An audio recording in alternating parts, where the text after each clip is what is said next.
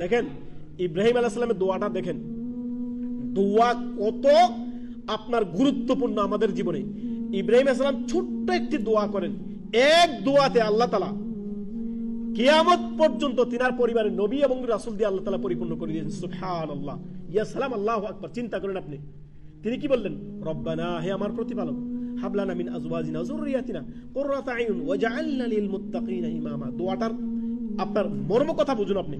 রব্বানা, হে আমার প্রতিপালক, হাবলানা মিন আজওয়াজিনা, আল্লাহ আমাকে এমন স্ত্রী দান করেন, এমন সহধর্মিণী দান করেন, এমন আমাকে আপনার স্ত্রী দান করেন যা দেখে আমার কি হয়, তা এমন সন্তান সন্ততি দান করেন যা দেখে আমার কুররাতা আয়ুন, আমার চক্ষু শিথিল হয়, অন্তর প্রশান্ত হয়।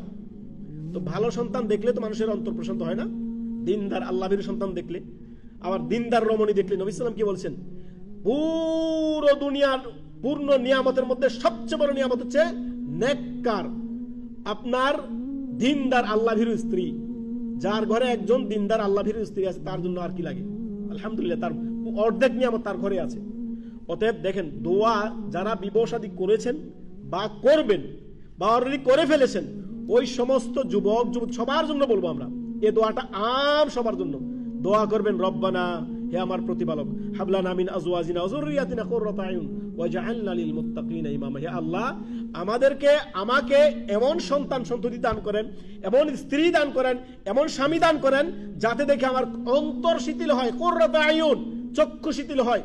চক্ষু শিথিলকারী স্ত্রী, চক্ষু শিথিলকারী সন্তান, ছেলে মেয়ে আমাকে দান করুন, যাতে আমার দুনিয়া আখিরাতে আমি কামিয়াব হতে পারি। সুবহানাল্লাহ, এক দোয়াতে ইব্রাহিম আলাইহিস সালামের, দেখেন চিন্তা করেন, ইব্রাহিম আলাইহিস সালামের পরিবার পুরো বনি ইসরাইল তিনারে পরিবার পুরোটা, আর সর্বশেষ নবী মুহাম্মদ রাসূলুল্লাহ সাল্লাল্লাহু আলাইহি ওয়াসাল্লাম তিনারে পরিবারটি ইসমাইল বংশ থেকে, ইসহাকের বংশ থেকে ইয়াকুব, ইউসুফ আলাইহিস সালামের বাবা, ওই দিক থেকে নিয়ে বনি ইসরাইলের যত নবী আসছে সব ওই পরিবারে, সর্বশেষ ঈসা আলাইহিস সালাম।